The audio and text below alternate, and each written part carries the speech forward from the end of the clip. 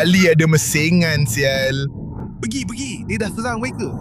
Sial, celaka. Tembaklah bangsat. Tengok tu, dia tengah masuk. Dia dah masuk rumah. Pergilah, sial. Ambil ni. Habis. Hial. Tengok tu.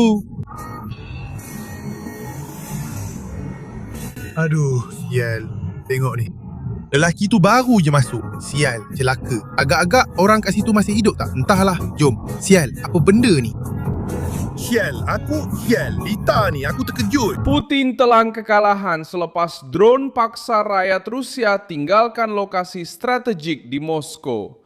Pada jam-jam terakhir 20 Julai 2026, gelombang besar drone Ukraina telah merentasi ruang udara Rusia dan menyerang kemudahan logistik, kawasan perindustrian dan struktur berkaitan minyak di pinggir ibu kota. Serangan itu memaksa pengunduran pekerja, menyebabkan kebakaran berhampiran 2 lapangan terbang utama Rusia dan mendedahkan kegagalan memalukan dalam perlindungan pusat politik Kremlin. Datuk Bandar Sergei Sobyanin menyatakan bahawa lebih daripada 400 drone telah dilancarkan ke arah wilayah Moskow antara malam Ahad dan awal pagi Isnin ini. Rusia sendiri mengakui bahawa 85 drone telah menghampiri ibu kota sebelum dipintas. Kementerian Pertahanan Rusia mengisytiharkan telah menembak jatuh 381 drone di pelbagai wilayah selain di Laut Hitam dan Laut Azov. Walaupun dengan jumlah yang besar ini diumumkan telah dimusnahkan, beberapa peranti masih berjaya menembusi sekatan dan menyebabkan kerosakan di kawasan yang dilindungi oleh sistem pertahanan Rusia yang kuat. Domodedovo menjadi salah satu kawasan yang paling teruk terjejas. 7 orang cedera di bandar itu, termasuk 3 warga Cina selepas drone berjaya sampai ke kawasan perindustrian berhampiran lapangan terbang.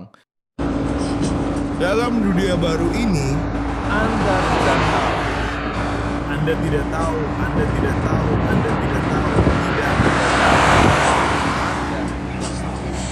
Taman perindustrian terbakar dan bangunan kediaman juga terkena serangan. Di daerah Podolsk, pusat logistik Wildberries, peruncit digital terbesar di Rusia, perlu dikosongkan sebagai langkah berjaga-jaga. Para pekerja meninggalkan kawasan itu sementara pihak berkuasa memeriksa risiko serangan baharu. Volodymyr Zelensky mengesahkan bahawa pasukan Ukraina telah menyerang kemudahan logistik dan depo minyak di wilayah Moskow. Tujuannya adalah untuk memutuskan struktur yang digunakan untuk membekalkan jentera perang Rusia dan memaksa Putin membelanjakan semakin banyak sumber untuk melindungi wilayahnya sendiri. Ukraina telah menunjukkan bahawa jarak dari sempadan tidak lagi menjamin keselamatan untuk loji penapisan, depot, pusat pengedaran atau kemudahan industri Rusia. Di sinilah serangan itu menjadi tamparan yang lebih menyakitkan lagi untuk Kremlin. 2 hari sebelum itu, drone sudah pun menyerang pusat Wildberries di Kotovsk, di wilayah Tambov dan di Elektrostal berhampiran Moskow. Pihak berkuasa Rusia memaklumkan bahawa 7 pekerja maut di Kotovsk dan puluhan orang cedera dalam serangan itu.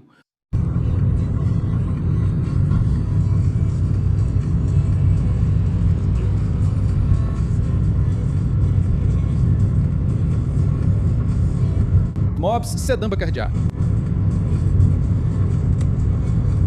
Ukraina menuduh syarikat itu memperdagangkan bahan yang digunakan oleh usaha ketenteraan Rusia, termasuk peralatan elektronik dan produk yang dihantar ke unit yang terlibat dalam peperangan.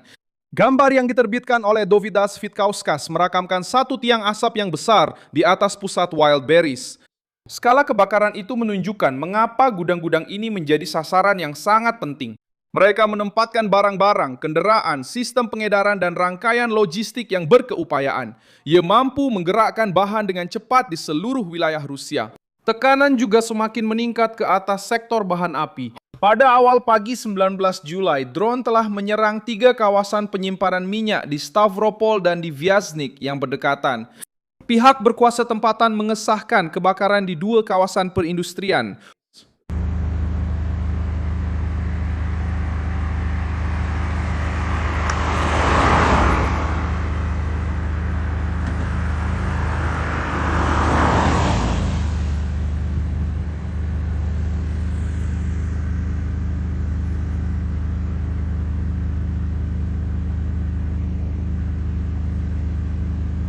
Satu analisis terhadap image-image telah mengenal pasti antara lokasi yang diserang, sebuah kemudahan yang dikendalikan oleh Lukoil dan Ukhneft Product.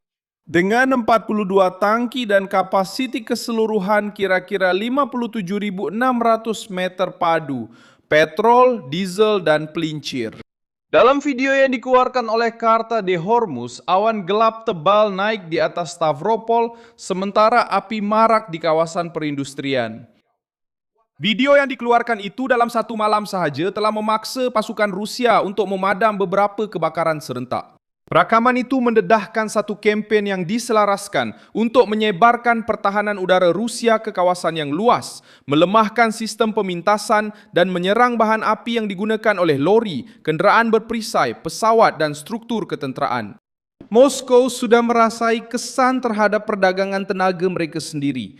Pada 8 Julai, kerajaan Rusia telah melarang sementara ekspor diesel. Serangan menggunakan drone yang lebih kecil juga semakin meluas di medan perang. Dalam video yang diterbitkan oleh Osin Defender, peranti yang dikenal pasti oleh profil sebagai drone Hornet mengejar truk pertahanan udara Rusia di sebuah jalan di timur Ukraina.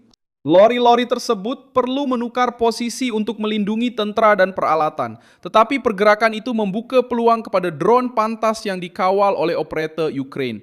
Pertahanan yang sepatutnya memburu pesawat kini diburu di darat, di atas jalan raya. Rusia membalas dengan memperluaskan serangan terhadap infrastruktur Ukraina dan terhadap pelayaran awam di Laut Hitam.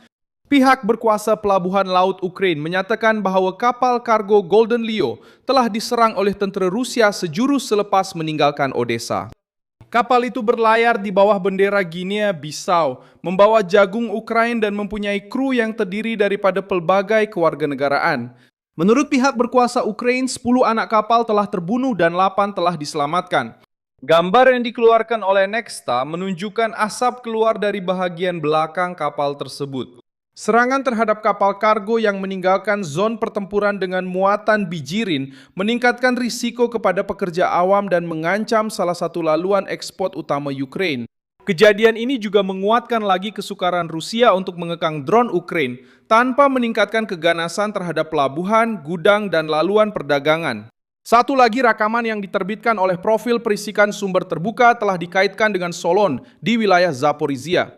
Video itu dikatakan menunjukkan drone Rusia mengenai lokomotif kereta api penumpang. Sehingga kini, lokasi, model peranti, dan keadaan sebenar di sebalik video ini belum disahkan oleh sumber bebas. Walaupun begitu, adegan ini menambah kebimbangan terhadap serangan ke atas struktur rel kereta api yang digunakan setiap hari oleh orang awam. Sementara drone-drone sampai ke pinggir Moskow, tentara Ukraina mengumumkan bahwa tentara Rusia mengalami satu lagi kekalahan besar di Zaporizhia. Regimen Serangan Berasingan ke-225 mendakwa telah menangkap 64 askar semasa operasi terhadap kumpulan yang cuba menyeberangi garisan Ukraina secara senyap.